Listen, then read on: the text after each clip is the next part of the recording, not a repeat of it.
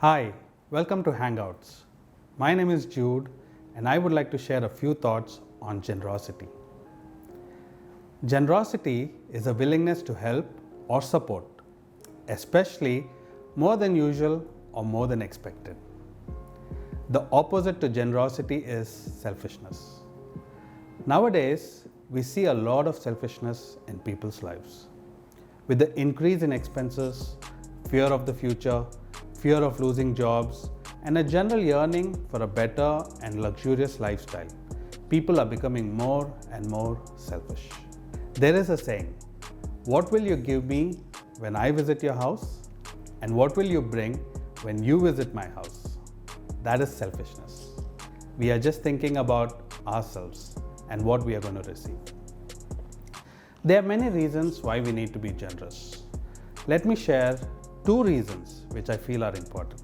Our God is a generous God.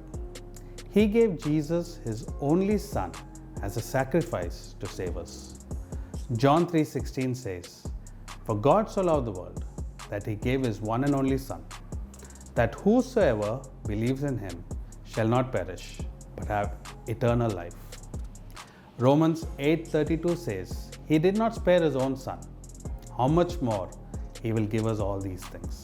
The second reason, generosity can break the spirit of selfishness. When we see selfishness all around us, we can break it by being generous. A couple of years ago, we went on a company party. There were some games organized and the prizes were iPhones and Samsung phones. Most of the prizes were won by the top management and their families. The other employees hardly won any prizes. I was a bit upset. Only the top management? What about us? They could afford the phones. A few months later, bonuses were declared in our company and we got the highest bonus ever. In 15 years, we had only received probably 3 or 4 bonuses. But that year, we got the best bonus. The reason? The gifts that the top management got broke the selfish spirit. It led them to decide on a bonus and also share a bigger percentage of the bonus with the employees. How can we be generous? How can we give more than that is expected? First, we need to remember that all we have belongs to God. Psalms 24 verse 1 says, "The earth is the Lord's and everything in it.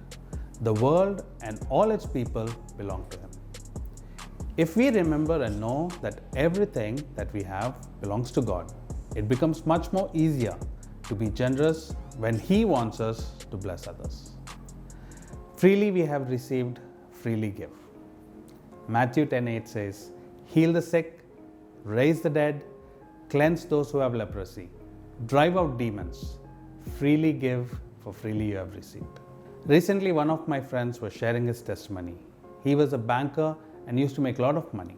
He came to Dubai, started his own business. But for some reason, he couldn't pay the rents. He couldn't pay the fees. He really struggled in his life until God opened the door for him. God gave him the connections. God gave him the business and he could clear off all his debts. He now clearly understands what it means to freely receive from God.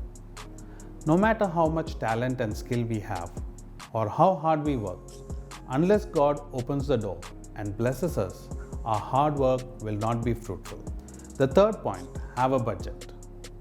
It is important to include generosity into our budget. If you plan your expenses and include giving into it, it becomes easier to give. Some people take a bold step in faith and have a big yearly target to give. As they pray, God makes the provision to meet those targets of generosity. And finally, start being generous to yourself.